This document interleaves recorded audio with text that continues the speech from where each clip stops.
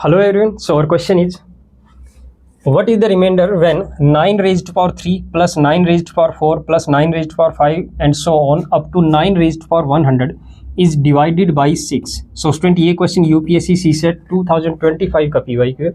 So question में क्या दे रखा है, देखिए ये सभी 9 की कुछ पावर्स गिवन है, 9 रेज्ड टू पावर 3 से लेकर 9 रेज्ड टू पावर 100 तक सभी पावर गिवन है 9 की, और उन सबको ऐड किया जा रहा है। अब उसके बाद इस वैल्यू को 6 से डिवाइड करने के बाद आपको रिमाइंडर पूछा गया है कि रिमाइंडर क्या होगा। पहली बात तो ये बच्चों, ये चीज ध्यान रखना कि 9 की कोई भी पावर हो, 9 की कुछ भी पावर हो, अगर हम उसको 6 से डिवाइड करते हैं तो हमेशा हमेशा रिमाइंडर जो है वो 3 आएगा। ये फैक्ट है। अब मैं इसको प्रूव करूंगा, लेकिन अभी एक बार क्वेश्चन को कर लेते हैं।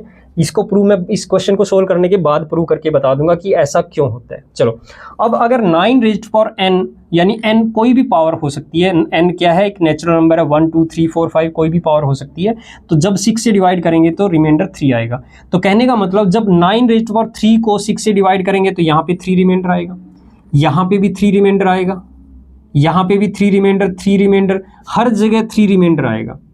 ठीक है। अब जब आपको रिमाइंडर थ्योरम में पता है कि जब किसी नंबर कोई नंबर ऐड हो रहे हैं और उनको इंडिविजुअली अगर डिवाइड किया जाए तो जो रिमाइंडर आते हैं तो वो रिमाइंडर भी ऐड हो जाते हैं। तो फाइनली आपका जो रिमाइंडर आएगा यहाँ से वो क्या आएगा, इन सबको ऐड करके आएगा। ठीक है। अब ये ऐड कैसे करेंगे, यानी कि 3 + 3 + 3, तो हमें ये पता होना चाहिए कि कितने बार 3 आएगा, यानी how many times 3 are there, तो कितनी बार होगा ये 3। तो यहाँ से देखो 9 रेज्ड टू पावर 3 से स्टार्ट हो रही है, 3 4 5 6 7 अप टू 100, तो ये टोटल कितनी टर्म्स हो सकती है। तो आप देख रहे हो 3 से शुरू होकर 100 तक आ रही है, तो इसका मतलब टोटल 98 टाइम्स ये 3 होगा। कितने टाइम्स होगा, 98 टाइम्स होगा 3। तो जब इन सबको ऐड करेंगे तो आपका जो रिमाइंडर आएगा वो कितना आ जाएगा, ये जो 3 है वो 98 टाइम्स ऐड कर रहे हैं, तो 98 से मल्टीप्लाई कर दो, ये रिमाइंडर आ जाएगा। बट ये जो रिमाइंडर है ये क्या है, 6 से अभी भी बड़ा है। तो आपको पता है रिमाइंडर थ्योरम में जब रिमाइंडर आपका बड़ा आ जाए डिवाइजर से तो एक बार और डिवाइड कर देते हैं, तो यानी कि 3 × 98 को अगेन 6 से डिवाइड करेंगे और हम रिमाइंडर फाइंड आउट करेंगे। अब आप यहाँ पे देखिए 6 से जब इसको डिवाइड करेंगे तो ये एग्जैक्टली डिवाइड होगा। क्यों होगा एग्जैक्टली डिवाइड, देखो यहाँ पे कैंसिल आउट हो रहा है। जब 3 को 6 से कैंसिल आउट करेंगे, 6 को 3 से कैंसिल आउट करेंगे तो 2 आएगा, और 2 से 98 को कैंसिल आउट करेंगे 49। तो जब डिवाइड कर रहे हैं तो क्वोशेंट जो है हमारा, रिजल्ट जो 49 आ रहा है, इसका मतलब रिमाइंडर 0 आ गया, एग्जैक्टली डिविजिबल है। तो यानी कि यहाँ पे रिमाइंडर जो है आपका 0 आ रहा है।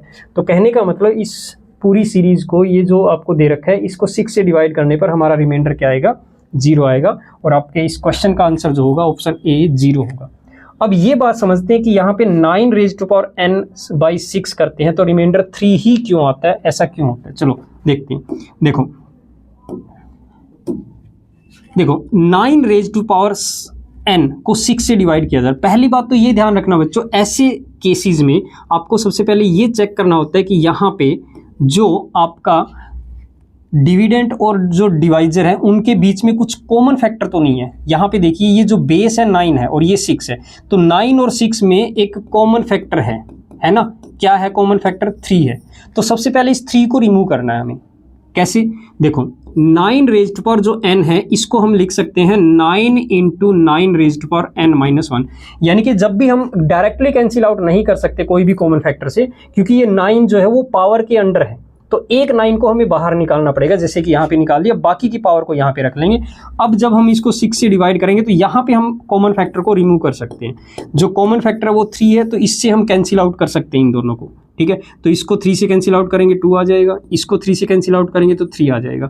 अब यहाँ से हमें रिमाइंडर फाइंड आउट करना है। अब रिमाइंडर क्या होगा, कैसे कैलकुलेट करेंगे, यहाँ देखिए ये बन गया आपका 3 × 9 रेज्ड टू पावर n-1, और अब डिवाइड किया जा रहा है 2 से, क्योंकि 6 कैंसिल आउट हो चुका है। ठीक है, अब जब हम 2 से डिवाइड करेंगे इसको तो यहाँ पे जो आपका रिमाइंडर आएगा, यहाँ पे रिमाइंडर आएगा 1।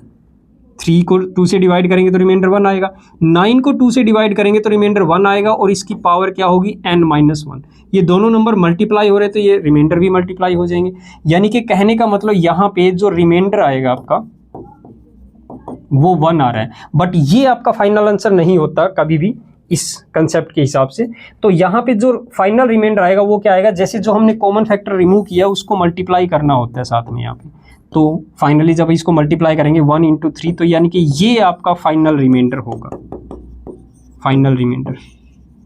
कब होगा फाइनल रिमाइंडर ये 3, जब 9 रेज्ड पावर n को 6 से डिवाइड किया जा रहा है, तो रिमाइंडर क्या आएगा 3 आएगा। अब यहाँ पे देखो 9 की वैल्यू कुछ भी पुट कर दो आप, 9 की कुछ भी वैल्यू पुट करोगे, जैसे n-1 करेंगे यहाँ पे n की वैल्यू जो है वो कुछ भी पुट कर दो, तो n आपका 1 2 3 4 कुछ भी पुट कर दो, तो यहाँ पे 1 रेज्ड पावर जो भी करोगे आप वो 1 ही रहने वाला, यानी कि ये 1 आएगा, और 1 को फिर कॉमन फैक्टर से मल्टीप्लाई करेंगे तो 3 ही आएगा।